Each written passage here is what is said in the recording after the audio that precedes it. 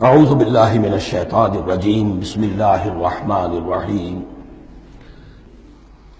والذین یؤمنون بما انزل الیک وما انزل من قبلک، اور وہ کہ جو ایمان رکھتے ہیں اس پر بھی جو آپ پر نازل کیا گیا ہے محمد صلی اللہ علیہ وسلم، اور اس پر بھی کہ جو آپ سے پہلے نازل کیا گیا۔ یہ بہت اہم الفاظ ہیں، اس لیے کہ عام طور پر آج کل ہمارے ہاں یہ خیال پھیلا ہوا ہے کہ یہ تورات اور انجیل کے پڑھنے کا کوئی فائدہ نہیں، کوئی ضرورت نہیں۔ کوئی ضرورت نہیں کی حد تک تو شاید بات صحیح ہو، لیکن کوئی فائدہ نہیں، یہ بالکل غلط ہے۔ یہ ابتدا ہے قرآن کی، اور کس قدر اہتمام کے ساتھ کہا جا رہا ہے۔ ایمان صرف قرآن پر نہیں، اس پر بھی کہ جو اس سے پہلے نازل کیا گیا۔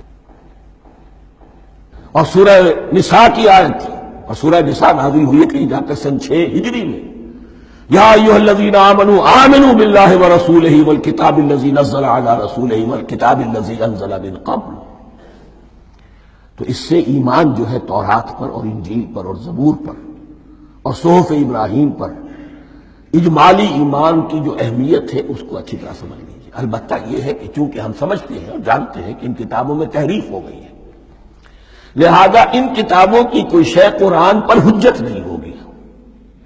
جو چیز قرآن سے ٹکرائے گی ہم اس کو رد کر دیں گے، ان کتابوں کی کسی شے کو دلیل کے طور پر نہیں لائیں گے۔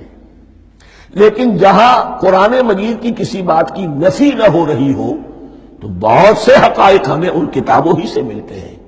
انبیاء کے مابین جو زمانی ترتیب ہے، کرونالوجیکل آرڈر جو ہے، وہ تو ہمیں تورات سے ملتا ہے، قرآن میں تو نہیں۔ قرآن میں کبھی حضرت نوح کا ذکر بعد میں ہے، حضرت موسیٰ کا پہلے، وہاں تو کسی اور پہلو سے ترتیب آتی ہے، لیکن وہاں ہمیں تاریخ ملتی ہے ابراہیم کی، اسحاق کی، یعقوب کی، انبیاء بنی اسرائیل کی، موسیٰ کی، عیسیٰ کی، یہ ساری چیزیں۔ تو اس کی اہمیت جو ہے اس کو سمجھ لیجئے۔ والذین یؤمنون بما انزل الیک وما انزل من قبلک وبالآخرۃ ھم یوقنون، آخرت پر وہ یقین رکھتے ہیں۔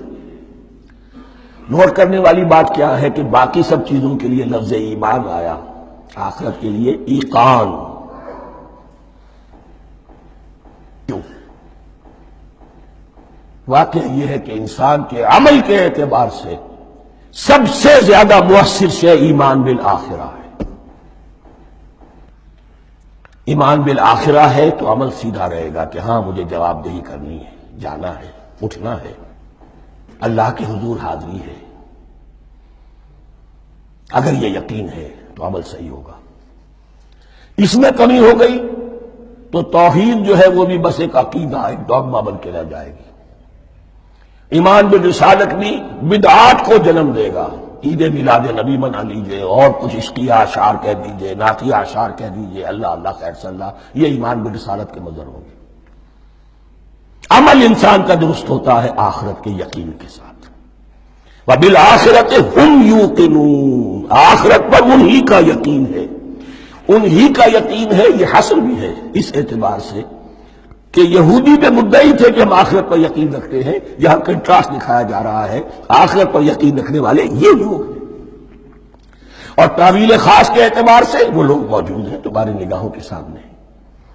13 برس کی محنت کی کمائی محمد الرسول اللہ صلی اللہ علیہ وسلم کی، اس کتاب کی، یتلو علیہم آیاتہ ویزکیہم ویعلمہم الکتاب والحکمہ، اس کا جو نتیجہ ہے وہ تمہارے سامنے۔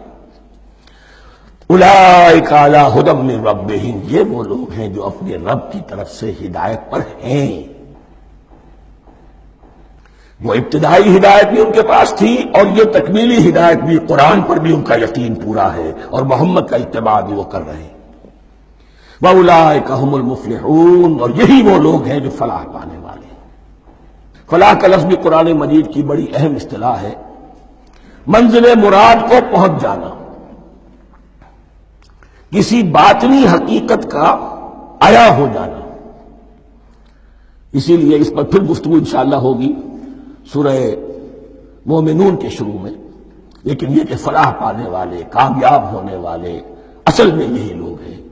تو گویا کہ تعویل خاص میں صحابہ کرام کی طرف اشارہ ہو گیا، تعویل عام میں ہر شخص کو بتا دیا گیا اگر قرآن کی ہدایت سے مستفید ہونا ہے تو یہ اوصاف اپنے اندر پیدا کرو۔ صدق اللہ العظیم.